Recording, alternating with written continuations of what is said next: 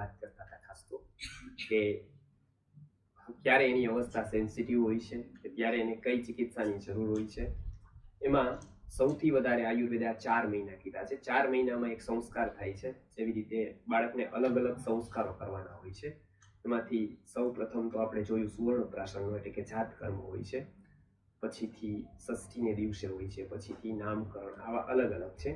એમાંથી આયુર્વેદની રીતે 4 મહિના સુધી એને અંદર રાખવાનો હોય છે, ઘરની અંદર વાતાવરણમાં, અને પછી ચતુર્થે માસિક કર્તવ્યો શિશો નિષ્ક્રમણ મુહૂર્ત, પછી નિષ્ક્રમણ એટલે કે બહાર કાઢવાનો એક સંસ્કાર કરવાનો હોય છે. એટલે એનો મતલબ એવો છે કે ત્યાં સુધી એને અંદરના વાતાવરણમાં, બહારના વાતાવરણથી યુઝ ટુ નથી, ત્યાં સુધી એને શાંત વાતાવરણ જોઈશે. તો એનાથી એની બુદ્ધિને, એના મનને, એની શાંતિ અને પ્રસન્નતા રહેશે અને એ ચંચલ નહીં થાય. એનું ચિત્ત છે એને જો સારું બનાવવાનું હોય તો એને 4 મહિનાનું વાતાવરણ આપવું જરૂરી બને છે. હવે ખાસ કરીને 5મા મહિનાએ આયુર્વેદ કહે છે કે ફળના રસો અલગ અલગ થોડા થોડા એ આપવાની એને શરૂઆત કરવાની છે. અન્નપ્રાશન સંસ્કારની આયુર્વેદે પહેલી વાર વાત કરી.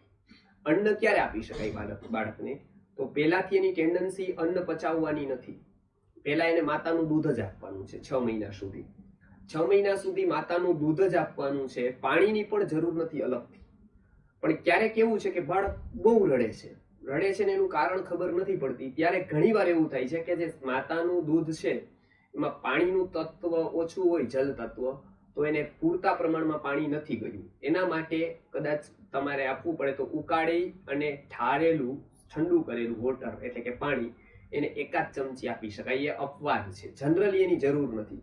ક્યારેક એવું લાગે કે એને તરસ છે ને બહુ રડે છે, ત્યારે જ એને 1 ચમચીથી 2 ચમચી જેટલું પાણી આયુર્વેદ આપવાનું કે છે. એક અપવાદ છે માત્ર. હવે આયુર્વેદે વર્ષો પહેલા કીધું હતું.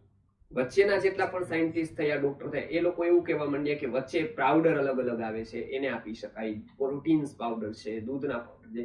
વળી પાછું એ લોકોએ હમણાં કીધું કે માતાનું દૂધ જ પૂર્ણ આહાર છે, 6 મહિના સુધી બાળકને એ જ આપો, એનાથી વંચિત ન રાખો. તો એ છે ને બદલતું વિજ્ઞાન છે. એટલે આજે આ કે કાલે આ કે, એટલે આજ તો વિજ્ઞાન પણ એવું કે છે કે 6 મહિના સુધી બાળકને બીજી કોઈ પણ આહારની જરૂર નથી. માતાનું દૂધ જ સર્વશ્રેષ્ઠ આહાર છે. હવે એને શું શું આપવું માતાને? તો આયુર્વેદ કહે છે કે બાળક બીમાર પડે તો ઔષધિ બાળકને આપવી એ તો એક વાત છે, પણ એના કરતા ઇફેક્ટિવ એ રહેશે કે એના માતાને ઔષધિ આપવામાં આવે જેનાથી એ સ્તન્ય દ્વારા જાય. આજ સુધી તો એ લાગતું હતું કે આ કેવલ એક ટૂંકો છે, કેવલ કે છે આ વાત. પણ હમણાં દૂધનું જ્યારે પરીક્ષણ કરવામાં આવ્યું ત્યારે જે પેસ્ટિસાઇડ વાળું આહાર લીધો હતો સત્યમેવ જયતેમાં, ખબર છે ને તમને, એમાં આવ્યું કે એમાં પેસ્ટિસાઇડનું પ્રમાણ જોવામાં આવ્યું. હવે તમે વિચાર કરો, અન્નમાં કેટલા પ્રમાણમાં પેસ્ટિસાઇડ હશે? કઈ આખા લોટમાં તો ન નાખી દીધી હોય.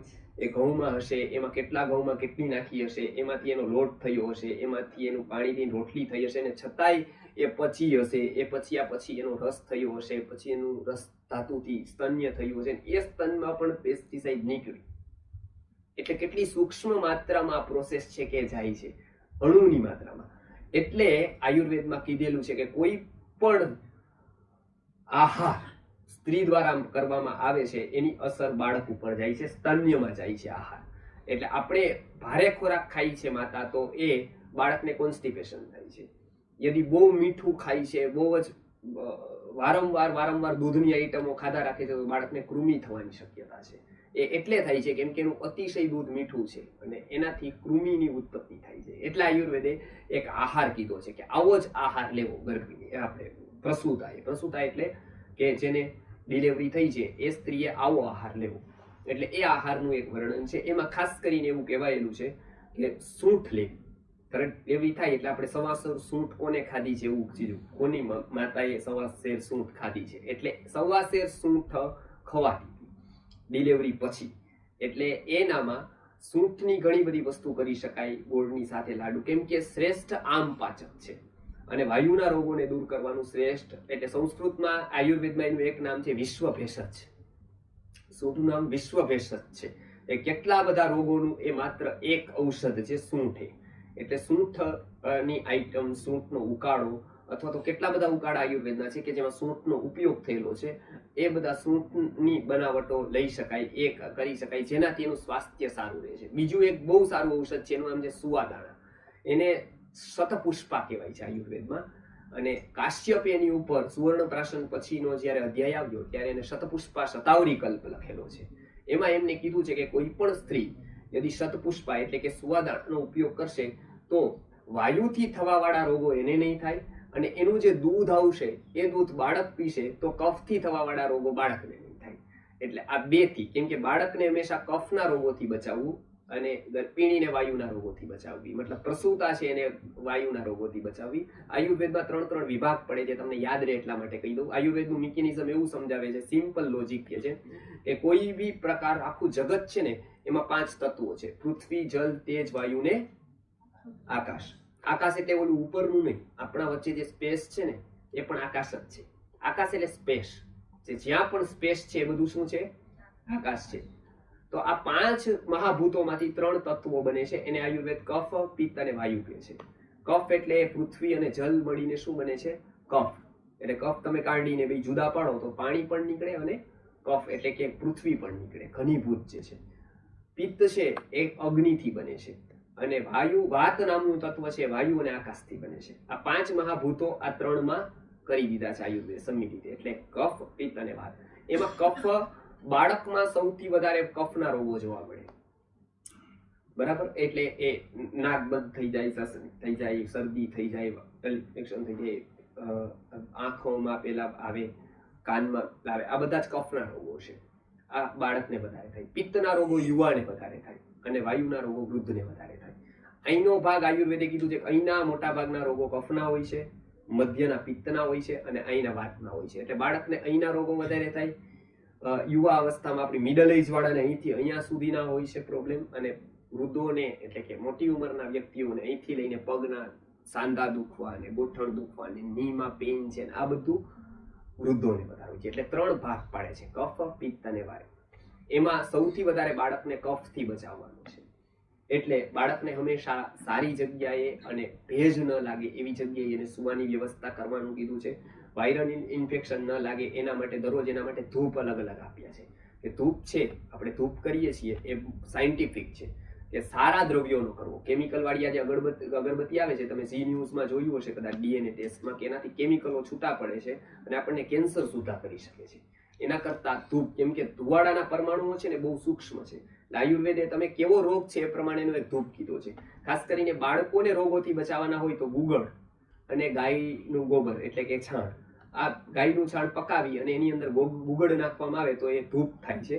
એ ધૂપ અમે દરરોજ કરીએ છીએ અને શીખવીએ છીએ. એ ધૂપ કરવામાં આવે તો બાળકના મોટા ભાગના વાયરલ ઇન્ફેક્શનથી થવા વાળા રોગો છે દૂર થઈ જાય છે. એને થતા જ નથી, કેમ કે જેટલા પણ વાયરસ છે એટલા બધાને અલગ અલગ રીતે દૂર કરવા માટે આયુર્વેદે અલગ અલગ ધૂપ કીધા છે. એમાં શ્રેષ્ઠ ધૂપ છે એ ગુગળનો છે, એટલે એ દરરોજ કરવો જોઈએ. જેમના ઘરે ભટકો છે એમના ત્યાં. પછી હવે કોઈ એ પ્રશ્ન કર્યો હતો જે બહુ સારો હતો, પેટનો. આનો નહીં, પેલા જે આપણે પાલતુ અને ફાલતુ જે પશુ પક્ષીઓ રાખીએ છીએ તો એમાં આયુર્વેદે કીધું છે કે કોઈને યદિ પશુ ઉપર બહુ પ્રેમ છે, કરુણા છે, પણ સાથે સાથે એનો ઉપયોગ કેવી રીતે કરવો અને સાથે સાથે એની યારે કેવો સંબંધ રાખવો, આના પ્રત્યે આયુર્વેદે બહુ માર્ગદર્શન કરેલું છે. પહેલી વાર કોઈએ કીધું કે એનામાં પણ આત્મા છે. કદાચ લોકો ત્યારે યુરોપ કન્ટ્રીઝના બધા લોકો તો માનવા જ તૈયાર નહોતા કે મનુષ્ય સિવાય કોઈનામાં આત્મા છે. એટલે સ્ત્રીઓને મતાધિકાર ત્યાં નહોતો. 19મી સદી સુધી ત્યાં મતાધિકાર નહોતો, બરાબર? કેમ કે એવું માનતા હતા કે પુરુષમાં જ આત્મા હોય, સ્ત્રીમાં આત્મા હોતો જ નથી. પછી ધીરે ધીરે આગળ વધ્યા એટલે ખબર પડી કે આ હાલે ચાલે છે અને આપણા કરતા ઘણી હોશિયાર છે, આપણને રમાડે છે ઘણી વાતોમાં. એટલે આત્મા તો આપણા જો માનવો હોય તો ડબલ માનવો પડે. એટલે કીધું કે ના ના, આત્મા તો છે એનામાં. એટલે પછી એ માન્યતા આવી કે આત્મા છે એનામાં. આપણે ત્યાં એવું કીધું કે તદેત અર્ધદ્વિદલમ ભવતિ, અર્ધ ભાગ છે એનો. તો આત્મા છે એ વાત આવી. પછી એવું માનવામાં આવ્યું પશુ પક્ષી કોઈનામાં આત્મા નથી, એ આપણા ખાવા માટે છે બધા. એ જન્મ્યા છે શું કામ? તો કે એને આપણા માટે મોકલ્યા બધાને, આપણું ફૂડ વ્યવસ્થિત રહે એટલે ઉપરથી એની સપ્લાય થઈ છે. હવે આ પછી જેવું જેવું ભારતીય દર્શનનો પ્રભાવ વધતો ગયો એમ એને ખબર પડતી ગઈ કે જેમ આપણે ખાઈ છીએ એમ એને ખાઈ છે, આપણને દુઃખ થાય છે એમ એને દુઃખ થાય છે, આપણે જેવી રીતે સેન્સ છે એમ એને પણ એક પ્રકારની સેન્સ છે. તો એ અને આપણે ત્યાં કેટલાય લોકોની એવી માન્યતા આવી કે આપણે કદાચ માકડને કે મચ્છરને કે બધાને મારી નાખીએ તેને મુક્ત કરી દઈએ છીએ આપણે જેલમાંથી. અત્યાર સુધીથી જેલમાં છે ને આપણે એના મુક્તિદાતાથી નહીં આવીએ છીએ, બરાબર. તો આ માન્યતા નથી વાસ્તવમાં ભારતની. આપણે કદાચ એવી હશે પણ એવું નથી, એને પણ દુઃખ થાય છે. એટલે એવું ન રાખવાનું એવું તો આયુર્વેદ કે જ નહીં, કેમ કે તો એની ઉપર પણ આપણી કરુણા, આપણો પ્રેમ છે. પણ એ એક કહે છે કે એનું ધ્યાન રાખો, કેમ કે પશુ પક્ષીની કંઈક મર્યાદા છે. Handle with care. આપણે શું કહીએ છીએ, કાચની વસ્તુ રાખવાના નથી, તમે એની કેર કરો ખાલી. આ એટલું જ કહે છે કે તમે સાચા અર્થમાં કેર કરો તમારી બાળકની, એની બધાની. તો ખાસ કરીને ઘરની અંદર રાખવા વાળા પશુનું વર્ણન છે ને બહાર રાખવાના પશુનું વર્ણન. અંદર રાખવા વાળા પશુનું વર્ણન છે એમાં બિલાડી છે, એને અંદર રાખી શકાય. બીજા બધા છે એનો અત્યારે કન્સેપ્ટ ન હોવાથી હું બીજાને નથી કહેતો. બીજા બધા પક્ષીઓને વગેરેને તો રખાય જ નહીં, કેમ કે એને તો પાંજરામાં આપણે પૂરવા પડે, અને એને તો આપણે એક પ્રકારની સ્વતંત્રતા, આકાશ છોડીને આપણે પાંજરું આપ્યું છે. એટલે એના કરતા એ આકાશમાં જ વિહરે, એ જ એનું જગત છે. આપણા મરચાં ગાંઠિયા ખાય એના કરતા એ આકાશમાં વિહરીને એનું ખાય, એ આપણી વધારે કરુણા ગણાય. આપણો પ્રેમ વધારે તો એને કહેવાય કે આપણે પિંજરું નો આપતા એને આકાશ જ આપીએ. એટલે એ પક્ષીઓ વાત કરતા હતા કે મનુષ્ય જેવું, ઉપનિષદમાં આવે છે કે મનુષ્ય જેવું મૂર્ખ પ્રાણી નથી. એમ તો કે આપણે આપણા બચ્ચાઓને આકાશ આપીએ છીએ પિંજરાની જગ્યાએ. બે ઓપ્શન હોય કે પિંજરું કે આકાશ. તો પિંજરામાં જન્મેલા બાળકને પણ એ કહેતું હોય છે પક્ષી કે જો અમે આને લીધે, આના પાપે અમે અહીંયા છીએ આજે, પણ તને મોકો મળે ને એવું તું ભાગજે જઈથી સીધું જ, કેમ કે તારા માટે આ નથી આકાશ છે. જ્યારે મનુષ્ય એક જ એવો છે કે જે પોતાના બાળકને પાંજરું જ આપે છે. એ હંમેશા લિમિટ ફિક્સ કરે છે, તારે આ જ કરવાનું છે, તારે ભણવાનું છે. ક્યારેય આકાશ નથી આપતું એને એવું નથી કે તું તારા માટે બધું ખુલ્લું છે, તું તમે તારી રીતે કર, તારી રીતે આગળ. આવી સ્વતંત્રતા નથી. એટલે બે પ્રકારના છે. જે ભાઈએ પ્રશ્ન સરસ અહીંથી આવ્યો હતો કે એટલે કૂતરા જેવા, કૂતરા, ગાય, ભેંસ એ બધા જ ઘરની બહાર રાખવાના પ્રાણીઓની યાદીમાં આવે છે. શું કામ? તો ગાયની વગેરેને તો ખબર છે કે અંદર આપણે સમાય જ નહીં રૂમમાં વગેરેમાં, તો એટલે આપણે પ્રેમ હોવા છતાં પણ અંદર રાખી ન શકીએ, બરાબર. વાત રહી કૂતરાની, તો કૂતરાના શ્વાસોશ્વાસના જે પણ જંતુઓ છે એ મનુષ્યને ઘરની અંદર રહે એ યોગ્ય નથી, કેમ કે એનાથી ઇન્ફેક્શનનો ચાન્સ વધી જાય છે કૂતરા સાથે રહેવામાં. બીજી વાત કે કૂતરાનું ખોરાક જે ખાય છે અને એની ટેન્ડન્સી જે ખોરાક ખાવાની છે એને આપણે આપવું જ જોઈએ. એ ભૂખ્યું નથી રહી શકતું હંમેશા. એક વાત જોજો તમે, કોઈ કૂતરું છે ને એ ભૂખ સહન નથી કરી શકતું. એ વધારે ને વધારે 15 દિવસ સુધી રહી શકે. 15 દિવસે જો એને ન મળે તો એ પાગલ થઈ જાય છે કૂતરું. એટલે મોટા ભાગના બે પ્રકારના કૂતરા પાગલ થાય. એક તો જો કૂતરું માંસ એક કૂતરાનું ખાય ને એને ચૂથે તો પણ એ પાગલ થઈ શકે, અને કદાચ એ બહુ ભૂખ્યું રહે તો પણ પાગલ થઈ શકે. એ હાડકા વગેરે ખાઈને એનાથી અસ્થિનું થાય તો એને લાડો પડવાની શરૂ થાય તો પણ એ પાગલ થઈ શકે. એટલે આયુર્વેદે આનું ઘણું બધું વર્ણન કરેલું છે. ઘરમાં જ્યારે બાળકો હોય છે ત્યારે બિલાડીને પણ રાખવી નહીં એવું કહે છે આયુર્વેદ.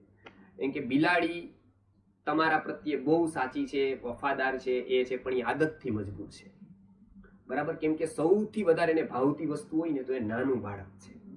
ખબર છે તમને? એના પ્રત્યે રહી જ નથી શકતી. એટલું બધું એને માંસ પ્રિય છે નાના બાળકનું કે એ એકવાર એને જો જોવામાં આવે ને તો એ ખાઈ જાય છે ને એનાથી એનો કોઈ દોષ નથી. એ આદતથી મજબૂર છે, એને ખબર નથી બિચારીને. એટલે જ્યારે પણ નાનું બાળક હોય ત્યારે આયુર્વેદ કહે છે કે પાલતુ પ્રાણીઓ ઘરની અંદર ન આવે એ જોવું. હંમેશા તમે એક કામ કરો, એ બધાને બહાર રાખો, બિલાડીને અંદર આવે જા કરે, પણ બાળકથી એને બચાવો, બાળકને એનાથી બચાવો.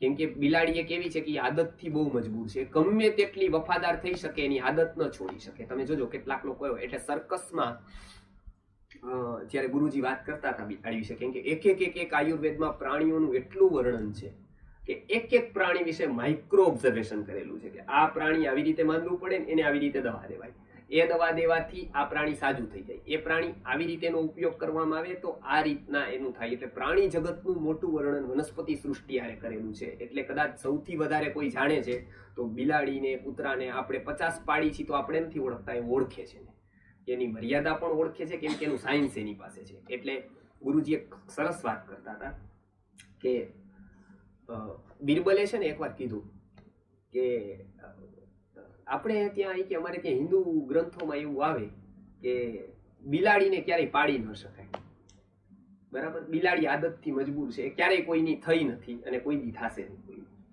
કે એવું થોડું હોય, આ અકબરે કીધું કે એવું થોડું હોય, આજ કેટલા ટ્રેનરો આગળ વધ્યા એમ, ભલભલા સિંહને એ કાબુમાં કરી દે, હાથીને નચાવે પોતાના હાથ ઉપર, તો બિલાડી તો કેવું એવી વાત છે કે બિલાડી તો કે તમે જ્યારે હોય ત્યારે થોથાની જ વાત કરતા હોય શાસ્ત્રના, એનો અત્યારે ક્યાં જમાનો ગયો, આપણે એમ કહીને સાયન્સનો જમાનો છે. તો એને કીધું કે કાંઈ વાંધો નહીં, તો એને કીધું તમે ટ્રેન કરો તો કે હું તને બતાવી દઈશ. 4-5 ટ્રેનર રાખ્યા અને બિલાડીને એટલી ટ્રેન કરી, બરાબર, બિલાડીને ટ્રેન કરી પછી એને કીધું કે 6 મહિના પછી એને ટ્રેનિંગ આપી અને પછી એને જમવાનું કીધું.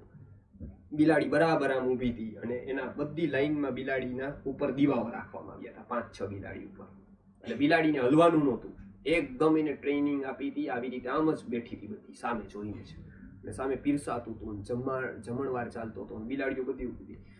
બિરબલ છે ને આવ્યો અને નાના ઉંદર લાવ્યો હતો બચ્ચા, એટલે એને બહુ પ્રિય. જેમ નાનું બચ્ચું એમ બિલાડી બહુ એને મોઢામાં પાણી આવી જાય. જો બિલાડીનું ઓલું ઉંદરનું બચ્ચું જોવે તો ઉંદરના બચ્ચા લાવ્યો તો ઉંદરના બચ્ચા રાખ્યા, જેવા રાખ્યા એવી બિલાડીઓ બધા દીવા ફેંક્યા અને કુદાકૂદ કરી દીધી પકડવા માટે. એ ટ્રેનિંગ ભૂલી ગઈ કે મારે ટ્રેનિંગ છે, 1 કલાક ઊભું રહેવાનું છે કે આ છે, શું કામ?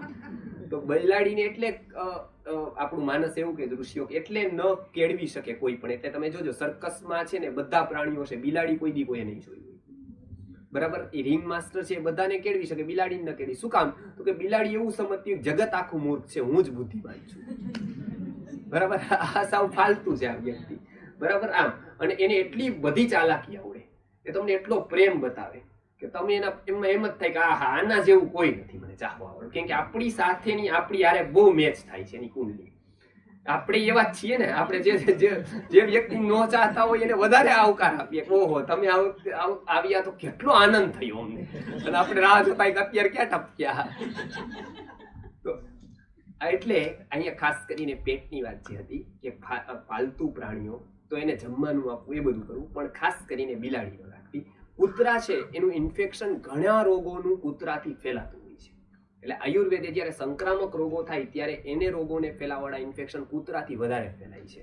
કૂતરાની લાળ છે એ ઘણા બધા રોગો કરી શકે છે, એટલે એનાથી બચવું. એટલે ઘરે કદાચ જો કૂતરા રાખ્યા હોય તો બાળકો જ્યારે હોય ત્યારે એને વધારે મહત્વ આપવું બાળકોને, અને કૂતરાને રાખવા, કાઢવા નહીં, એને ફૂડ આપવું, પણ એને બાળકોથી દૂર રાખવા. એટલે ઘરનું જે છેલ્લો ભાગ પડતો હોય ફળિયાનો, આંગણનો, ત્યાં કૂતરા રાખવા, અંદર ન રાખવા. એનું કારણ કે એનું ઇન્ફેક્શન ફેલાવાની એટલી બધી પેલી સીમા હોય છે કે બાળક એનાથી સહન નથી થતું, અનેક પ્રકારના વાયરસ ફેલાય છે. તો આવા જેટલા પણ પાલતુ પ્રાણીઓ છે એને અડવા એવું કોઈ જરાય અર્થ નથી, પણ એને ડિસ્ટન્સથી રાખવા, આ એક વાત હતી. પછી કેટલીક વાર બાળકોને જે અલગ અલગ પ્રકારના રોગો થાય છે એની ઔષધિઓ પણ આયુર્વેદે કીધેલી છે. એમાં ખાસ કરીને બાળકને પહેલેથી ટેવ પાડવાની વાત કરેલી છે, એ હરડેની વાત કરેલી છે. એટલે આયુર્વેદે કીધું છે કે યસ્ય નાસ્તિ ગૃહે માતા તસ્ય માતા હરિતકી. જેના ઘરે માતા નથી ને બાળકના, એની માતા કોણ? તો કે હરિતકી છે. કેમ કે ક્યારેક કદાચિત કુપિતા માતા છે ને ક્યારેક ગુસ્સે થઈ જાય તો બાળકને એક લગાવે તો એને નુકસાન કરે. કેમ કે 0 થી 5 વર્ષના બાળકને ક્યારેય શારીરિક શિક્ષા ન કરવી, એને મારવું નહીં. એ છે ને એ બહુ સેન્સિટિવ છે, એટલે એને આઘાત બહુ લાગે, એટલે એને ખીજાવવું ખરા, પણ એને મારવું નહીં. લાલયત પંચવર્ષાણી, 5 વર્ષ સુધી એનું લાલન પાલન કરવું. એટલે એને વારંવાર મારવું, એવું ટોકવું એવું નહીં કરવાનું, કેમ કે એની સેન્સિટિવિટી ખતમ થઈ જશે, ધીરે ધીરે જડ થતો જશે જો તમે એને માર્યો તો. 6ઠ્ઠા વર્ષથી પછી છે કે એને શિક્ષા કરવી.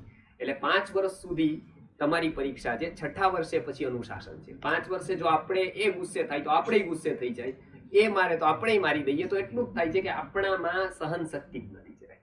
એ બાળક હોય તો એ તો બધું એ શરારત પણ કરશે, તોફાન પણ કરશે, બધું જ કરશે. આયુર્વેદ કહે છે કે 5 વર્ષ સુધી એનો વિકાસ થાય છે અન્નમય કોષનો. એટલે એને બને ત્યાં સુધી ફૂડ આપવું સારું, બને સારું ધ્યાન આપવું, અને વારંવાર એને ખીજાવવું. એ સેન્સિટિવ છે, એટલે એની સેન્સિટિવિટી છે ને એનામાં ઘાત થાય છે. એટલે આ વાત કરી, પેટની વાત કરી કે આટલા પાલતુ પ્રાણીઓ છે એ બધાને એનાથી દૂર રાખવા. અને બાકી ઇન્ફેક્શનનો જ્યારે ટાઈમ હોય છે ત્યારે બાળકને ઉકાળીને ઠારેલું પાણી આપવું. કેમ કે પાણીથી કેટલા બધા રોગો બાળકોના ફેલાય છે, અશુદ્ધ પાણીથી. એટલે પાણીને ઉકાળી અને ઠંડુ કરી દો પાણીને, તો પાણી નિર્જંતુક થાય છે. ઘણા બધા જંતુ એમાંથી મરી જાય છે. એ 6-7 કલાક સુધી રહે છે. 7 કલાક પછી પાછી ઉત્પત્તિ શરૂ થાય છે એમાં જંતુની, પાણીની. એમનેમ પાણી રહેતો, એટલે ઉકાળેલું પાણી 6 થી 7 કલાક સુધી ચાલે, પછી પાછું એને બીજી પાણી લઈને ઉકાળવું પડે. એ પાણીનો બીજી વાર ઉપયોગ ન થઈ શકે. એકવાર ઉકાળેલું પાણી બીજી વાર ઉકાળવાનું નહીં. આયુર્વેદિક ઉપવિષ બને છે. ઉકાળેલા પાણીને પાછું ન ઉકાળાય, એ પછી વાપરવાના ઉપયોગમાં લેવાનું, પીવાનું પાણી પાછું ઉકાળવાનું, આવું આયુર્વેદ કહે છે. હવે આપણે આટલી બાળકોની ચર્યા જોઈ. આવી રીતે જો બાળકનો ઉછેર કરવામાં આવે તો મોટા ભાગના રોગો બાળકને થતા નથી. રોગો ન થાય તો એ વિકાસનો ક્રમ છે. એટલે જો બાળકને વધારે શારીરિક રોગો થશે ને, એનું મન, એની ચેતના પૂરી શરીરમાં જ લાગી રહેશે. એટલે જોજો, મોટા મોટા સાયન્ટિસ્ટ થયા પછી માંદા પડ્યા છે, પણ માંદા પડતા પડતા કોઈ સાયન્ટિસ્ટ નથી થઈ શકતા. એનું કારણ શું છે ખબર છે? સાયન્ટિસ્ટ થયા પછી બહુ શક્યતા છે કે માંદો પડી જાય. બરાબર? કેમ કે ઓવર મગજનો જ્યારે ઉપયોગ કરવામાં આવે ને, ત્યારે કેટલા બધા સેલ્સ એવા હોય છે કે જે શરીરના મન ઘસી નાખે છે, એટલે થઈ શકે માંદો. પણ એ તંદુરસ્ત રહેતો જે અધ્યયન કરી, શું કામ? તો કે મનને જે શક્તિની જરૂર છે ને, એ ચેતના પૂરી મનને જ લાગવી જોઈએ. શરીરમાં જો પાછી એનું ધ્યાન રહે ને, તો શરીર જ વારંવાર યાદ આવ્યા રાખે. તમે જોજો કે આયુર્વેદ શું કામ કે છે ખબર છે? પૂરી ચેતના તમારી ઉપર લાગે. ક્યારે લાગે? આપણે સ્વસ્થ હોય ને, અત્યારે પ્રવચનમાં બેઠા છો, બરાબર? સ્વસ્થ હશો ને તો પૂરું સારું પ્રવચન સાંભળી શકશો, પૂરી ચેતના મનને લાગી જશે, બરાબર? પણ તમે બધું જ ભૂલી શકશો. આપણે બધું જ ભૂલી શકશું, અને બધું ભૂલીને અહીંયા એકાગ્ર થઈ શકશું. પણ માનો કે પગ દુખે છે આપણા, તો આપણું અડધું મન અહીંયા જશે, વળી પાછું પગનો દુખાવો થશે, એટલે વળી પાછા પગ આપણે આમ ફેરવશું, વળી પાછું આમ થશે, એટલે આપણને ત્યારે યાદ આવશે કે આ આર્થરાઇટિસ છે, વળી પાછા ત્યાં યાદ આવશે. એટલે આપણું છે ને મન, એ વારંવાર આપણને પગ તો યાદ આવે છે કે પગ દુખતા હોય, હાથ તો યાદ આવે જો હાથ દુખતા હોય, માથું તો યાદ આવે જો માથું દુખતું હોય. પણ માનો કે શરીર દુખતું જ નથી, કોઈ પેઇન જ નથી, તો યદિ પેઇન નથી તો તમે શરીર ભૂલી શકશો. શરીર તો જ યાદ આવે જો પેઇન છે. એમ બાળકને પણ શરીર તો જ યાદ આવે છે કે જો એને કોઈ જગ્યાએ રોગ છે અથવા પેઇન છે. જો નથી તો એ પૂરેપૂરું મનને ધ્યાન આપવા માંડે, તો એનું મન વિકસિત થતું જાય. એટલે બાળકને ઓછામાં ઓછા જે બાળકને રોગ થાય છે ને, એનું મન બહુ તેજસ્વી, બહુ ગ્રાસ્પિંગ પાવર વાળું થાય છે. નાનપણમાં જે બહુ રોગો સાથે ઝઝૂમે છે ને, એની કેટલી બધી શક્તિ એમાં જ વેડફાઈ જાય છે, રોગોની સાથે લડવામાં જ. એટલે એ બાળકનો ગ્રાસ્પિંગ પાવર ઓછો હોય છે. એટલે આયુર્વેદ કહે છે કે બાળકોને રોગો ઓછામાં ઓછા થાય એવું કરવાનું. થાય તો એનો ઇમ્યુનિટી પાવર એટલો વધારી દેવાનો કે એની શરીરની ક્ષમતા જેટલી હોય કે લડી શકે. એના માટે હરડે એ ઉત્તમ છે. હરડેની એને આદત પાડવી. હરડેનો પાવડર આવે છે, હરડે આખી આવે છે. હરડેને પલાળી અને એનું સવારે પાણી આપી શકાય, હરડેનો પાવડર કરી શકાય, અથવા હરડે કોઈ પણ રીતે લઈ શકાય, આખી, પાવડર અથવા તો ચૂર્ણ, કોઈ પણ રીતે બહાર તૈયાર મળે છે. હવે કોઈને પ્રશ્નો હશે કંઈ પણ આમાં, તો પોતે પૂછી શકશે. બાળકોની દવાઓ, ગર્ભાવસ્થામાં શું કરવું, અને ફ્રીલી પૂછી શકશે. એમાં કોઈ વ્યક્તિગત ન લે. ચિઠ્ઠી પણ મોકલી શકે મને, જેનાથી કોઈને સંકોચ થતો હોય તો કદાચ એ લખીને મોકલી શકે, જેનાથી સંકોચ ન થાય. કોને પૂછ્યો છે ખબર ન પડે. હું તો એવું કહું છું કે એવું કંઈ રાખે નહીં, પ્રશ્ન જો હોય તો પૂછે લોકો. જી હાજી.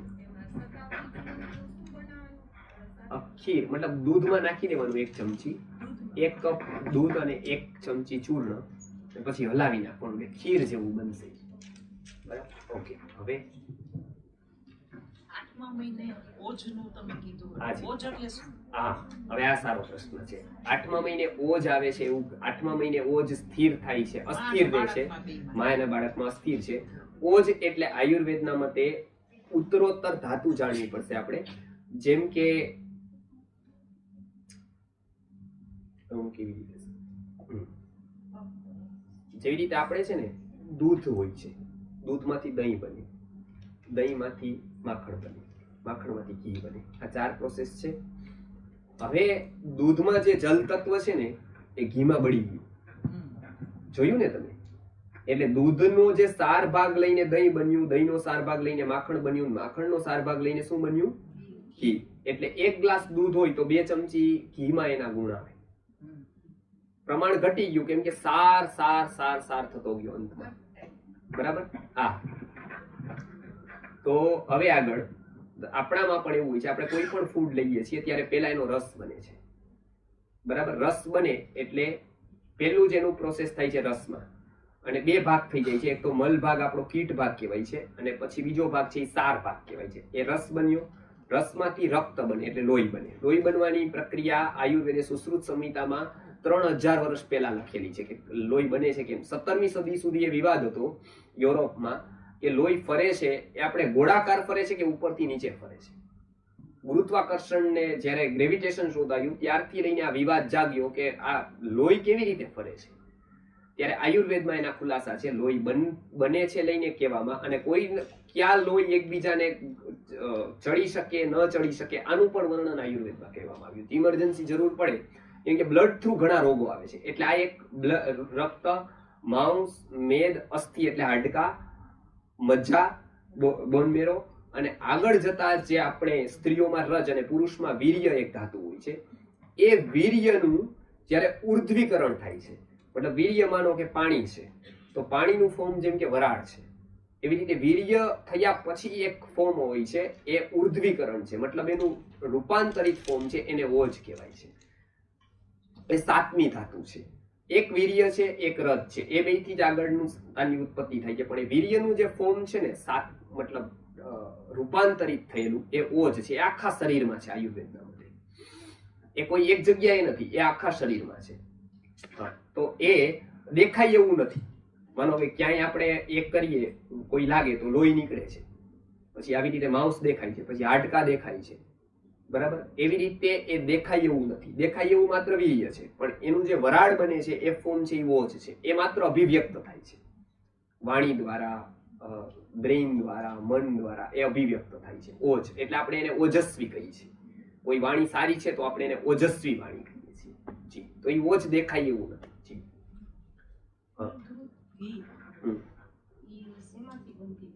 શેમાંથી? ફલઘૃત ઘી. ઓકે, ફલઘૃત છે ને, શતાવરીથી લઈ એવી 20 થી 25 વસ્તુઓ છે. એમાં એ સિદ્ધ કરવામાં આવે છે આયુર્વેદની પદ્ધતિ પ્રમાણે. અને એ પછી ગાયનું ઘી, જે દેશી ગાયનું ઘી હોય છે, એને લઈ અને એમાં એનો કલ્ક કરીને બનાવવામાં આવે છે. એટલે એમાં મુખ્ય ઔષધિઓ તમે જોશો તો શતાવરી છે, વિદારી કંદ છે, અશ્વગંધા છે, બ્રાહ્મી છે, આ બધું જ મિક્સ કરી અને ફલઘૃત બનાવવામાં આવે છે. હા, એ તૈયાર પણ મળે છે ફલઘૃત. એટલે પૂરી પ્રેગ્નન્સી દરમિયાન લઈ શકાય છે. ના, આયુર્વેદના ઘી ઘરે એટલે નથી બનાવી શકતા કેમ કે એની પ્રોસેસ છે ને એ લેન્ધી છે, અને તમે 1 કિલો જેટલું ન બનાવી શકો. એમાં બહુ ઔષધિઓ લેવી પડે. એટલે બેટર છે કે કોઈ ગૌશાળા અથવા તો કોઈ સારી ફાર્મસી, આ બે જ ઓપ્શન થઈ શકે. કેમ કે કેટલું બધું જોઈએ, એનો કલ્ક કરવો પડે 16 ગણા પાણીમાં, પછી એ કલ્ક થઈ જાય પછી એને ઘી સાથે મિક્સ કરવો પડે, એને પકાવવું પડે. એટલે બધા જ ગુણો પાછા ક્યાં આવી જાય? ઘીમાં આવી જાય. એટલે એને શીખી જાવ તો ઘરે બનાવી શકો. આપણે એની ટ્રેનિંગ રાખીએ છીએ. કોઈને રસ હોય તો ઘી બનાવતા કેવી રીતે બનાવવા, એનું પંચગવ્યની જ્યારે શિબિર હોય છે દર 2 મહિને, ત્યારે એને શીખવીએ છીએ. પણ એ થોડી લેન્ધી પ્રોસેસ છે. એટલે ઇન્ટરેસ્ટ હોય તો બનાવી શકો, નહીતર પછી તૈયાર જ લેવાના. જી, ઓર કોઈ? હા, પ્રેગ્નન્સી દરમિયાન દેશી ગાયનું દૂધ સારું કે ગીર ગાયનું દૂધ સારું? અચ્છા, ઓકે, સારો પ્રશ્ન છે. ગીર ગાય એટલે એક દેશી જ ગાયનો પ્રકાર છે. આ બાજુ જે છે એટલે આપણે વધારે થાય છે ગીર પંથકમાં, એટલે એને ગીર ગાય કહેવાય છે. પણ એ ગીરને દેશી એવું બે નથી. જેમ કે મનુષ્યમાં એક પ્રકાર છે આપણે, બરાબર, ભારતીય, એવી રીતે દેશી ગાયનો એક પ્રકાર ગીર ગાય છે. જાફરાબાદ તરફ હોય તો જાફરાબાદી કહેવાય છે, કાંકરેજ હોય તો કાંકરેજી કહેવાય છે. એવી રીતે બધા દેશી ગાયના જ પ્રકાર છે. અહીંયા પ્રદેશમાં રહેતા હોય તો ગીર ગાયનું શ્રેષ્ઠ છે. જો તમે આ પ્રદેશની વાત કરતા હોય, અહીંયા કોઈ રહેતું હોય તો એના માટે અહીંની આપણી ગીરનું સારામાં સારું છે. જી, મોટિવેશનલ સ્પીકર જીતેન્દ્ર અડિયાને એ લોકો એવું કહે છે કે તમારે જેવું બાળક જોતું હોય એવું રોજ અડધી કલાક એના વિશે ધ્યાન કરવાનું. સાચી વાત છે કે દાખલા તરીકે મારે સ્પીકર વક્તા બનાવો છે તો ક્રિકેટર બનાવો છે, તો એવા ગુણો આવી જાય. અડધી કલાક રોજ એને મેમરાઇઝ કરવાનું ને એવું બધું અત્યારે સાંભળ્યું છે. સાચી વાત છે. હા, એ જેટલા પણ મોટિવેશનલ સ્પીકર વાત કરે છે એ લો ઓફ એટ્રેક્શન, એ લોકો આના ઉપર વાત કરે છે કે તમે જેવું આકર્ષણ, તમે જેનું આકર્ષણ કરશો એ તમારી પાસે આવશે. આ વાત 100% સાચી છે. આયુર્વેદ પણ આને માને છે, કેમ કે આકર્ષણનો સિદ્ધાંત એ યુનિવર્સલ છે, બરાબર. એટલે આયુર્વેદમાં એ ધ્યાન આપવામાં આવ્યું છે. પણ એ એવું નહીં કે તમે ક્રિકેટર બનાવો, એવું તમે આઈડિયલ એ છે કે તમે એને આદર્શ બનાવો. એટલે એવું પણ થઈ શકે, તમે એને ક્રિકેટર બનાવવા માંગતા હોય તેની ટેન્ડન્સી એવી થઈ શકે. એમાં અશક્ય કાંઈ નથી, કેમ કે બધો વિચારનો જ પ્રભાવ છે. તમે એને વિચારથી જ આપો છો. પણ એ વિઝ્યુલાઇઝેશન જે કહેવાય છે કે સામે ચિત્ર રાખીને કે ધ્યાન દ્વારા, કે એના માટે આયુર્વેદ એને પૂરું માને છે કે હા, તમારે વિઝ્યુલાઇઝ કરવાનું છે ને 15-20 મિનિટ, 1 કલાક, કે તમારે કેવું બાળક જોઈએ છે. ત્યારે આદર્શ બાળકનું તમે વિઝ્યુલાઇઝ કરો એવું વિચારો, એવું થિંકિંગ કરો, બરાબર. એનું ને એનું વિચારશો ને જ્યારે ડેઈલી, ત્યારે એ તમે જોશો કે એવું બાળક આકર્ષિત થઈને આવશે. આ તો વાત સાચી જ છે, કેમ કે ટેલિપથીનું સાયન્સ આખું એના ઉપર ઊભું છે. કોઈ વ્યક્તિ તીવ્રતાથી કોકને યાદ કરે ને, અતિ તીવ્રતાથી, તો એને અસર થાય છે. અને આવા કેટલા બધા પ્રયોગ થયા છે પહેલાના કાળમાં, કે હા પેલા ફોન નહોતા ત્યારે શું થતું હતું, ટેલિપથીથી જ હતું. કેમ કે આપણી જો પૂરી ઉર્જા એક ઉપર લાગી જાય ને યદી ચેતના, તો એટલે આપણે જો એને બહુ યાદ કરીએ ને કોકને, તો એ હંમેશા એને યાદ કરે જ છે. એટલે આયુર્વેદમાં તો ખાસ કરીને જે આ વાત તો બહુ સામાન્ય છે, જે આપણે વાત કરીને એ જે મોટિવેશનલ સ્પીકર વાત કરે છે, તો આયુર્વેદના માટે એક બહુ નાની અમથી જમીનની વાત છે. આયુર્વેદ આગળના સ્ટેપે તો આકાશની વાત કરે છે. એવું કહે છે કે ચક્ર ધ્યાન જો કરવામાં આવે તો હરેક વ્યક્તિ પાસે આયુર્વેદની દ્રષ્ટિથી 7 ચક્રો છે, 6 અથવા 7 ષટચક્ર નિરૂપણ એમાં કહેવામાં આવે છે. એ ચક્રો ઉપર જો ધ્યાન કરવામાં આવે અને એનાથી જો અવતરે તો કેટલા બધા ચક્રો એના સારા એક્ટિવ થઈને આવે. એટલે એ બાળક છે ને કેટલું બધું બુદ્ધિમાન થઈને આવે. એટલે આવા ઘણા બધા પ્રયોગો થયા છે કે આયુર્વેદ એ ચક્ર ધ્યાનનું બહુ કે છે. જેવી રીતે અહીંયા આપણું આજ્ઞા ચક્ર છે, બરાબર. એના ઉપર જો ધ્યાન કરવામાં આવે યોગ દર્શનની રીતે, તો ઘણી બધી વાત ને સ્પષ્ટ થઈ જશે અને કેટલી વાર જીવનમાં શાંતિ આવશે. અને તક છે ને જે આવશે એ બુદ્ધિમાન અને શાંત આવશે. એટલે ગર્ભિણી સ્ત્રીએ ચક્ર ધ્યાન કરવાનું આયુર્વેદમાં કીધું છે. એને બધા જ ચક્રો, એટલે જ એને ખાલી એક માનો કે આખો દિવસ ગમે તે કર્યું અને રાત્રે 9 થી 10 બેસી ગયા તો નહીં થાય. રાત્રે 9 થી 10 જો ધ્યાન કરવાનું હોય ને, તો આખો દિવસ ધ્યાન રાખવું પડશે. જો એટલો હોશ જો અડધી કલાક રાખવાનો હોય, અડધી કલાકનું ધ્યાન હોય, તો આખું જીવન એવું કરવાનું હશે, પછી તમે ગમે ત્યાં ફરીને આવશો ધ્યાન નહીં થાય, કેમ કે એ જ યાદ આવશે. એટલે આયુર્વેદે કીધું છે કે જીવન શૈલી આખી બદલવી પડશે. અડધી કલાકનો ક્લાસ નથી કે ચાલો ગમે ત્યાં કરી દીધો ને એને ધ્યાન લગાવી દીધું, તો એવું કોઈનું લાગતું જ નથી. તમે આહાર એવો લેશો, તમે વિહાર એવો કરશો, તમે વિચાર એવો કરશો, ને જે રીતે બતાવ્યું છે એ રીતે જો અનુસરણ કરશો તો વાત શક્ય થશે, કે તો તમે ધ્યાન કરી શકશો. એ વાત 100% સાચી છે. જે મોટિવેશનલ સ્પીકર કે છે એ એક નિયમ છે, લો ઓફ એટ્રેક્શન. 4 પ્રકારે જે જન્મ થાય છે ને, એમાં એક પ્રકાર સૌથી વધારે સ્ટ્રોંગ પ્રકાર છે કે એટ્રેક્શનનો. જ્યાં આકર્ષણ છે ને વ્યક્તિનું, ત્યાં જે જાય છે. જોજો, એટલે કેટલી જગ્યાએ એવું જોવા મળ્યું છે કે જ્યાં આકર્ષણ છે ને ત્યાં, અને રિબર્થ એને યાદ આવે છે ને, એ પણ એવું જ યાદ આવે. તમને ખબર હશે કદાચ શકુંતલા દેવીનો કિસ્સો હતો, એ બધા લોકોને રિબર્થ યાદ આવ્યા છે વિદેશોમાં ત્યાં. અને રિબર્થ યાદ આવે, એને પોતાનો જે પાછલો જન્મ યાદ આવે, તો એ પોતે ક્યાં છે, કેવી રીતે ગામ બતાવશે, ઘર બતાવશે, એના નામ કહી દેશે, બરાબર. અને પછી ત્યાં કેવી રીતે ગયા એ, તો એ આખી હિસ્ટ્રી કહેશે ને, એમાંથી એવા બિંદુ મળશે કે આના ઉપર આકર્ષણ હતું. એટલે આપણા મનનું છે ને આકર્ષણ કઈ જગ્યાએ છે ને, એ મુખ્ય ભાગ ભજવે છે. આપણે ક્યાં છીએ ને શું કરીએ છીએ એટલું બધું ભાગ નથી ભજવતું. એ કરવાનું એટલા માટે છે કે આપણું આકર્ષણ રહે એવા લોકો. એટલે આ મહાભારતમાં કહેવાયેલી વાત છે, 100% સાચી વાત છે. જ્યાં વ્યક્તિનું આકર્ષણ છે ને, ત્યાં એ વ્યક્તિ જાય જ છે. બીજા કોઈ? હા,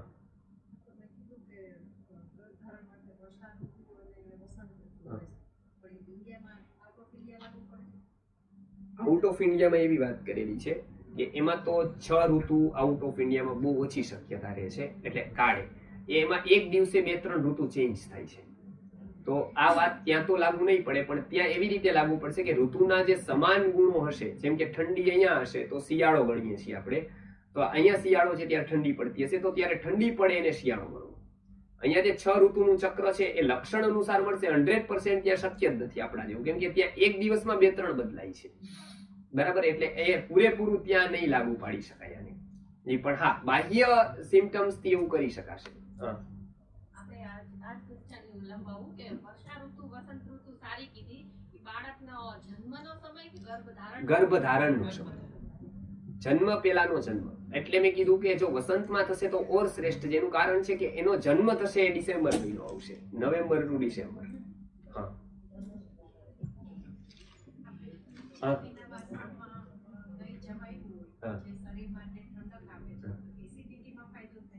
હા હા, એટલે તમે રોગ માટે કહો છો ને, રોગ માટે એ નથી ઔષધ. મતલબ તમારે રોગ માટે લેવું હોય તો દૂધ લેવું. મતલબ જો એસિડિટી હોય તો ચાંદીના વાસણમાં જમવું અથવા દૂધ લેવું. દહીં માત્ર ગર્ભપોષક માટે કીધું છે. દહીં તો એસિડિટીમાં અમ્લ હોવાથી એટલું નહીં અસર કરે, પણ દૂધ વધારે સારું ઇફેક્ટ કરશે. એટલે જો એસિડિટીના ઔષધ તરીકે લેવું હોય તો દૂધ લેવું. મેં એમાં ચમચી 2 ચમચી જ લખ્યું છે ને, ચાંદીના વાસણમાં દહીં લેવું. હા, એટલું જ લેવું. જાજુ ને 2 થી 3 ચમચી કે 2 ચમચી. હવે કોઈ છે ચોથા મહિને અર્જુન છાલ નો પાવડર? ચૂર્ણ, હા, એ ચામાં, એટલે એની માત્રા કેટલી? ચામાં ને એને ચા જેવું કરી. ચા જેવું કરી. હાજી, એટલે ચા ઉષ્ણ હોવાથી ન પીવે તો વધારે સારું છે. એ વધારે ઉષ્ણ છે એટલે ન પીવે ગર્ભવતી સ્ત્રી તો વધારે સારું છે. પીવી પડે તો ઠંડી કરીને પીવે, અતિ ઉષ્ણ ન પીવે. બરાબર, એટલે આ એક વાત છે. અને આ તો અર્જુન છાલની પાવડરની ચા જેવું કરીને દૂધમાં જ પીવાની વાત. માત્રા કેટલી રાખવી? 1 ચમચી થી 1.5 ચમચી અને 1 કપ થી 1.5 કપ. એમાં માત્રામાં વધારો થશે તોય વાંધો નથી, ઓછું થશે તો પણ વાંધો નથી. જી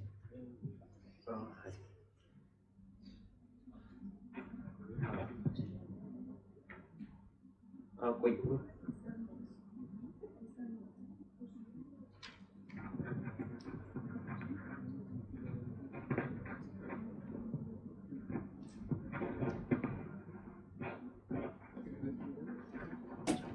કોઈને હવે પ્રશ્ન છે?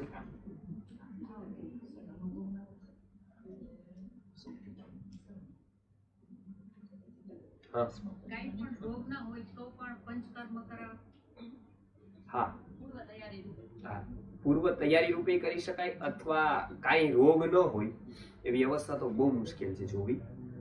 એટલે પણ એવું થાય કે આપણને ખ્યાલ ન હોય તો પંચકર્મ તો કોઈ દવા નથી પેલી વાત. એટલે રોગ થયા વગર પણ કરાવી શકાય. દવા હોય તો આપણને પ્રશ્ન થાય કે આ દવા છે તો આ રોગ નથી તો દઈ શકાય. પણ પંચકર્મ છે એક શુદ્ધિકરણની પ્રક્રિયા છે, એ તમે કરાવી જ શકો. પૂર્વ તૈયારી રૂપે પણ કરાવી શકાય, કોઈ રોગ ન હોય તોય કરાવી શકાય. માત્ર એક ક્યુ પંચકર્મ કરવું ને એ માત્ર તમને વૈદ કહેશે.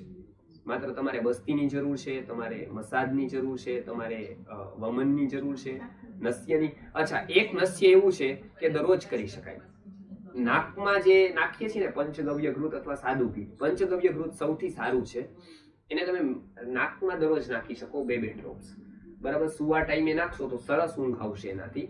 તો એ નસ્ય તમે દરરોજ કરી શકો. કેટલા બધા રોગો તો છે ને નસ્યથી જ દૂર થઈ જશે. એટલે નસ્ય એટલે તો ખબર પડી ગઈ તમને. જેવી રીતે અહીંયા ઘી છે, પંચગવ્ય ઘૃત આવે છે, બરાબર. એ તમને પેલું લાગતું હોય તો સાદું ઘી પણ નાખી શકાય. સેજ અમથું ગરમ કરીને એનું લિક્વિડ થઈ જાય. એટલે આવી રીતે આમ ઓશિકામાં આવી રીતે માથું રાખી અને 2-3 ટીપા અને 2-3 ટીપા જમણા અને ડાબા નસકોરામાં નાખવું.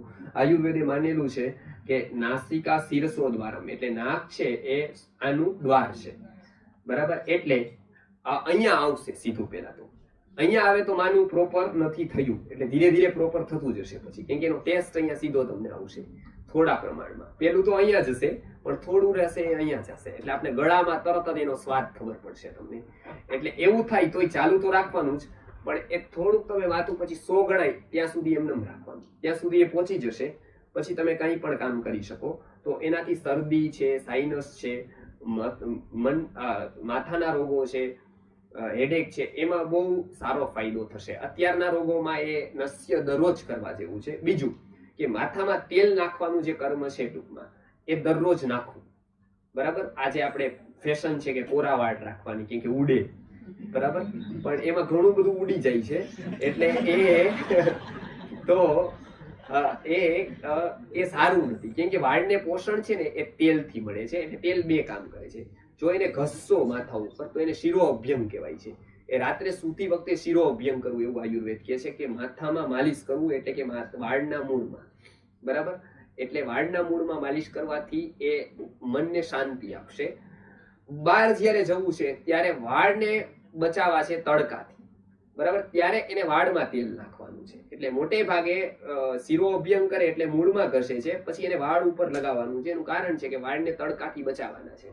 એટલે તો વાળ સારા થશે. અને બીજું કે શિરો અભ્યંગ કરવાથી મન શાંત થશે. એટલે આયુર્વેદે કીધું છે કે શિરો અભ્યંગ જો કોઈ વ્યક્તિ કરે છે તો એને વધારે શાંતિ રહેશે. એટલે એક કર્મ જે છે શિરો અભ્યંગ, એટલે કે માથામાં તેલ ઘસવું, એ બધા લોકો કરે. બેનો છે એને આયુર્વેદ એવું બતાવે છે કે દરરોજ એને માથું ન ધોવું, કફ વધશે. માથામાં અઠવાડિયામાં 2 વારે ધોઈ શકે. વાળ ધોવાના હોય તો એ 2 વાર ધોઈ શકે, દરરોજ નહીં. પુરુષોએ દરરોજ ધોવા. મતલબ વાળ છે એ પુરુષ માટે અલગ છે, સ્ત્રીઓ માટે અલગ છે. તો એ બેનો એ 2 વાર અઠવાડિયામાં, અને એ પછી જ્યારે માથું ધોવે ત્યારે તડકામાં સૂકવવાનું, મતલબ તડકામાં રાખવાના, અને પછી એને બધી આખા માથામાં તેલ નાખવાનું, એવી આયુર્વેદિક વિધિ છે. એટલે એ એક છે બહેનો માટેનું. ભાઈઓ માટેનું એક એવું છે કે ભાઈઓ માટેનું વાળમાં તેલ નાખવાનું એ દરરોજ છે, અને દરરોજ એને માથું ધોઈ નાખવાનું છે. તો આ બે આયુર્વેદ બતાવે છે. બે કર્મ છે, જે એક તો નસ્ય અને એક અભ્યંગ, એ બે દરરોજ કરવાના છે. શરીરને માલિશ કરવાનું હોય તો એ બધા લોકો કરી શકે છે. તલનું તેલ એમાં સારામાં સારું ગણ્યું છે. તલના તેલનું માલિશ આખા શરીરમાં નીચેથી ઉપર કરી શકે લોકો. હવે કોઈ પંચગવ્ય ઘી એટલે ગાયના જ 5 જે છે, છાણ છે, મૂત્ર છે, દૂધ, દહીં અને ઘી, આ 5 વસ્તુ મિક્સ કરીને બનાવાય છે. એમાં 5 ના ગુણો છે. એટલે કફ માટે બહુ સારું છે, સાઇનસ માટે બહુ સારું છે. કોઈને સાઇનસ ને બધું હોય તો આયુર્વેદના તો એના કેટલા બધા ઉપાયો બતાવ્યા છે કે જે કોઈ દવાથી નથી થતા, પણ આવા નસ્યથી એનાથી તરત દૂર થઈ જાય છે. તો આ 5 વસ્તુથી એક ઘી બને છે, જે તૈયાર આવે છે અત્યારે લિક્વિડ રૂપે. એ ખાલી 2 ડ્રોપ્સ નાખવાના હોય છે, અથવા સાદું ઘી પણ તમે નાખી શકો. આ 5નું એટલે પંચગવ્ય એટલે ગાયથી આવવા વાળી 5 વસ્તુ, એનું ઘી. પંચકર્મમાં શું હોય? હા, એટલે પંચકર્મમાં શું હોય, આ બહુ સારો પ્રશ્ન છે. પંચકર્મમાં એક તો માલિશ હોય છે, બરાબર, એક નસ્ય હોય છે, બરાબર છે, એક સ્ટીમ મતલબ બાષ્પ જેને આપે ને, ટૂંકમાં આપણે અત્યારના તો મોડર્નમાં બાષ્પ આપે છે ને, એ હોય છે. પછી એક વમન, ક્યારેક એવી વસ્તુની જરૂર પડે કે આપણે જે આમ છે અથવા તો કફ છે એને વમન ઉલટી કરાવે છે લોકો, પણ એવું કોકને જ જરૂર પડે છે, બધા માટે એવું નથી. વિરેચન છે એટલે કે આપણું પેટ સાફ કરવા માટે અલગ ઔષધો અપાઈને એને સાફ કરવામાં આવે. બસ્તી છે કે જે તમને એનીમાં, અત્યારનો કન્સેપ્ટ મોડર્નમાં એનો એનીમાનો છે, આયુર્વેદમાં એનો બસ્તીનો છે. અલગ અલગ ઉકાળાની બસ્તી, જેનાથી આપણો જે કોષ જે આંતરડા છે એમાંથી બધો મળ બહાર નીકળી જાય અને એને શક્તિ મળે, એના માટે તેલની બસ્તી આપવામાં આવે છે. આ 5 કર્મો છે, જેમ કે વમન છે, વિરેચન છે, નસ્ય છે, બસ્તી છે અને અભ્યંગ છે. આ 5 જ પ્રકારના જે કર્મો છે ને એને પંચકર્મ કહેવાય છે. આ 5 કર્મોમાં કેટલાક જરૂરી છે, તમે જોયું છે પેલું લીચ, એ બહુ ચમત્કારિક છે કે જેના સ્કિનના ડિસીઝ છે એના માટે આયુર્વેદ કહે છે કે એ લોહી ખરાબ હોય ને, બરાબર, એ ચૂસી લે છે લીચ, જેને જડો કહેવાય છે. હા, આપણે ત્યાં એ હતા, પેલા લોકો આવે છે વૈદ્ય, એ જડો રાખે છે, બરાબર. તો હવે ઋષિ મુનિઓએ કેટલા બધા એવા જોયા, એમાંથી જડોને જોયા. જડોને જોઈને એને નક્કી કર્યું કે આમાં એક ગુણ છે કે આ છે ને મનુષ્યનું જે દૂષિત લોહી છે ને એ પી શકે છે, બરાબર. અને પછી એ પોતાનો ખોરાક નથી એટલે પાછું ઉલટી કરીને કાઢી નાખે. તમે જોયું હશે કદાચ કે એનો એ ખોરાક નથી, ખોરાક એ જલચર જીવ છે. માછલી હોય ને, એ કેવી રીતે માછલી પોતાની રીતે પાણીમાં શોધીને બધું ખાય, એવી રીતે જડો પણ પાણીના જીવો ઉપર નભે. એને બહારથી જરૂર પડે બધા ફૂડની, જેમ આપણી લોટ નાખીએ, જેમ માછલી નાખીએ, બીજું કંઈક નાખીએ બધા. પણ એનામાં એ જ છે કે ગમે તેવું ખરજવું કે ગમે તે થયું હોય તો શું થાય ખબર છે કે એમાં આપણું લોહી છે ને ખરાબ થયું હોય, એનામાં એ શક્તિ છે કે ચોટી જાય લોહી ખરાબ હોય ત્યાં, અને પોલે પીતો રહે એને સારું લાગે, સારું લાગે એટલે પીતો જાય. એટલે તમે સામે જોઈ શકો કે આટલું પતલું હોય એનાથી આટલો જાડો થઈ જાય લોહી પીને, બરાબર. પછી એને ઉખેડવાનું હોય ત્યારે હળદર નાખવામાં આવે. હળદર નાખે એટલે એ ઉખડી જાય, તરત ઉખડે, અને પછી એને બોટલમાં લઈ લેવામાં આવે, પાણીમાં, કેમ કે પાણી વગર તો એ ન રહી શકે. પછી એને છે ને એના મોઢા ઉપર હળદર નાખીએ ને એટલે એ ઉલટી કરે. જેવું એ ઉલટી કરવાની શરૂઆત, જો એ એમનેમ રહેશે તો મરી જશે. એટલે એને છે ને એને મોઢામાં હળદર નાખવામાં આવે એટલે ઉલટી શરૂ કરે, વમન. એટલે એ છે ને ઉલટી કરે ને એમાંથી બધું જ લોહી આપણું કરી દે. એટલે ધીરે ધીરે કરતા આટલી બરણી ભરાઈ જાય. તમને રક્તમોક્ષણ કોક કરાવે આયુર્વેદમાં તો એ બધું જ લોહી છે ને, અને પાછું ચૂસે ખરાબ જ હોય, એ જ ચૂસે, સારું લોહી ન ચૂસે. એની ટેન્ડન્સી એવી છે કે સારું નહીં ચૂસે. માનો અહીંયા બેસશે તો અહીંયા કાંઈ ન કરે, બરાબર, એ ઉકળી જાય તરત, અથવા તમને ગદગદિયા થાય, એવું જ થાય. બાકી એ સારું લોહી નહીં ચૂસે, ખરાબ જ લોહી ચૂસે. તો આનો એક ઉપયોગ થાય છે અને રક્તમોક્ષણ કહેવાય છે. એટલે આ પંચકર્મ છે, આ બહુ મોટું સાયન્સ છે આયુર્વેદનું. માનો પહેલી વાર કોને નક્કી કર્યું હશે કે જડો ખરાબ જ લોહી ચૂસશે, એવા કેટલું રિસર્ચની જરૂર પડેલી હશે કે આને ઉલટી કરાવી દેવાશે એટલે આ બહાર કાઢી નાખશે, એ આ નાડીમાંથી જ ખરાબ લોહી આવશે. એમાં તમે જે મિરેકલ છે, એક વાત જો તમે જોતા જશો ને આયુર્વેદના પંચકર્મની, તો તમને એવું લાગશે કે આવું એને ક્યાંથી ખબર પડી ગઈ. આ જ વસ્તુ આવી જ રીતે ઉપયોગ થાય, આ ટાઈમે ઉપયોગ થાય. એટલે એમાં ગપ્પાબાજી નથી, એટલું જ આપણને ખાલી ખબર પડે છે કે આ વાત કરે છે એમાં કંઈક તથ્ય છે. એટલે દરરોજના જીવનમાં જેટલું થઈ શકે ને એટલા આપણે થોડોક પણ આપણે પ્રયોગ કરીએ ને તો ઘણા બધા રોગોથી બચી તો જઈએ છે. હવે કોઈ સુવર્ણ પ્રશાસન છે ને આપણે આયુર્વેદમાં એમ કહે છે કે આપવાનું, પણ બાળકોના ડોક્ટર છે ને એ ના પાડે છે, તો આપણે દીધામાં પડી જાય કેમ આપવું કે ના આપવું. હા, હવે બાળકોના જે પીડિયાટ્રિક જે ડોક્ટરો છે એ કદાચ ખબર નથી મને એટલા પણ આમ તો એના ન જ પાડવા જોઈએ. અમે તો જેટલા લોકોને કહીએ છીએ એમાંથી કોઈ અમે ઉલટાના પીડિયાટ્રિક તો અમારા સુવર્ણપ્રાશનના કેમ્પ કરે છે. ડોક્ટર રમેશ સાગર છે, હૈદરાબાદમાં છે પીડિયાટ્રિક. એનાથી લઈને તમે મુંબઈ સુધીના જેટલા પીડિયાટ્રિક છે બધા જ સુવર્ણપ્રાશન આપે છે. એટલે એક કોઈ વ્યક્તિગત વિરોધ હોઈ શકે. પીડિયાટ્રિક સાયન્સનો આની સાથે કોઈ વિરોધ નથી પહેલી વાત, બરાબર, કે મેડિકલ સાયન્સમાં એવું નથી કે સુવર્ણપ્રાશન ના આપવું જોઈએ, કેમ કે એનો વિષય જ નથી. એ શું કામ કરે છે એનો વિષય નથી, એ આયુર્વેદનો છે ને. એટલે એક છે કે કોઈ પીડિયાટ્રિક વ્યક્તિગત રીતે ના પાડતા હોય તો એટલું સમજી શકાય કે એનું શું કામ ના પાડે છે. એક પહેલી વાર એનું રીઝન શું છે કે શું કામ ના પાડે. કેટલીક વાર શું હોય છે કે એનો કઈ વાંક નથી હોતો, એ સાચા નથી, પણ કોકે કંઈક કહી દીધું કાં તો કોકે કંઈક કર્યું ને એના જે હોય ને એમને રજૂ ન કરી શકે, એમનું લોજિક ના આપી શકે, તો એ ડોક્ટર એવું ગણવા માંડે છે કે આ બધા આવા ખોટા જ હોય છે. કોક માનો કે કોક કઈક ઓસડિયાની વાત કરે અને કોક આજે શું છે ગોડસેપ ફરે છે, બહુ બરાબર. હવે અમારે ત્યાં પેલા કેન્સર વાળા ત્યાં અમે ગયા તો પેલા કેન્સરના ડોક્ટર કે જો આ પેશન્ટ આવ્યું છે કે એ આયુર્વેદના ઉકાળાથી કઈ મટે જ નહીં, કા તો કે આ પેશન્ટ જો આ 2 વર્ષ ત્યાં લે છે કાંઈ નથી થયું કે, અને પછી છેલ્લે તો અમારું જ લેવું પડ્યું નહીં કે. અમે કીધું તમે ક્યાંથી લો છો બેન આ? તો કે કાંઈ નહીં, વોટ્સએપમાં મેસેજ આવ્યો હતો. એમાં લખ્યું હતું કે પેલું સીસમના 2 પાન 2 પાનોના 2 4 ઓલા અને 2 આટલું આ, અને એનો ઉકાળો કરવાનો અને પી લેવાનો, ગમે એવું કેન્સર મટી જાય એનાથી. એટલે મેં કીધું ક્યાં તમે કોની છે? કે સલાહ શું લે, વોટ્સએપમાં આવ્યું હતું ને એ કે. હવે આ ડોક્ટર પાછું એનું માને છે કે આ આયુર્વેદના ઉકાળાથી થાય નહીં. એટલે અમે એટલું સમજાવ્યું કે જો વોટ્સએપનો મેસેજ હોય એ મોટા ભાગે લોકો ફ્રી હોય છે રાતના, બરાબર. હવે એ લોકો કોઈ ગ્રંથ નથી વાંચતા, ત્યાં છે. કેટલાક લોકો આ કામે લગાડવાનો ધંધો કરે છે કે જે ડૂબતા માણસ તડકનું પકડે એવી રીતે કોકને ટૂંકો સૂજે કે આ 2 4 પાંદડા ભેગા કરીને આ લેશે તો કઈ નુકસાન તો નહીં જ થાય એટલે લખો આને, તો એ ટાઈપ જ કરે છે.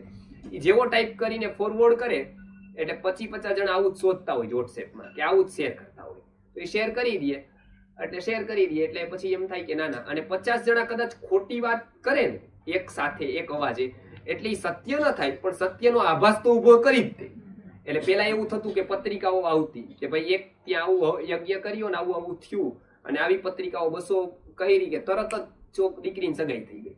પછી બીજું કે આવું અમે 1000 છપાવી અંબા માતાની પત્રિકા એટલે આવું થઈ ગયું. એક કે મારો ધંધો વધી ગયો, એટલે બીજું તો થયું ન થયું, પત્રિકાનો ધંધો જબરજસ્ત વધી ગયો એનાથી, પ્રિન્ટરનો.